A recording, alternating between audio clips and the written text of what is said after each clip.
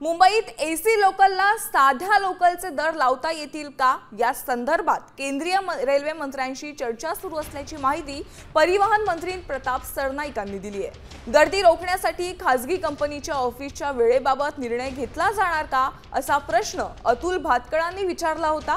त्याला सरनाईकांनी उत्तर दिलं। तसंच गर्दी कमी करण्यासाठी लोकलसह आणखीन वाहतूक व्यवस्था उपलब्ध करण्यात येत असल्याचं देखील त्यांनी म्हटलंय।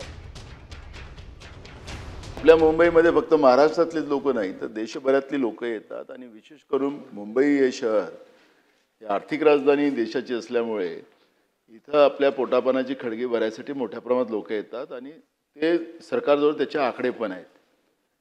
आता ह्या डबल इंजिनचं सरकारचं कौतुक तर केलं आमच्या मित्रांनी, पण एक गोष्ट अध्यक्ष महाराज की जी रेल्वे लोकल रेल्वेची जी जाळ आहे ज्या पद्धतीनं त्याला डेव्हलपमेंट व्हायला पाहिजे ते नाही झालं आणि म्हणून या डबल इंजिन सरकारचं याचं एक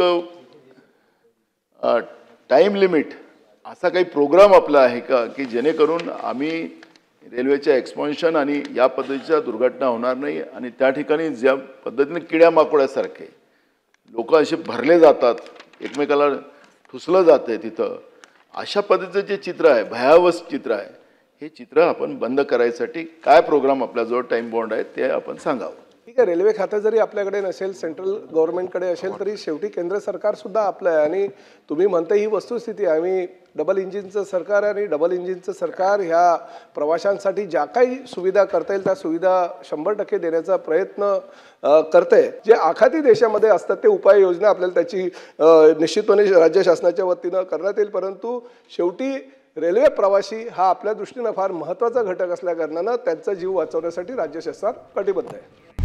आता isakal.com आहे देशातील नंबर 1 ची मराठी न्यूज वेबसाईट।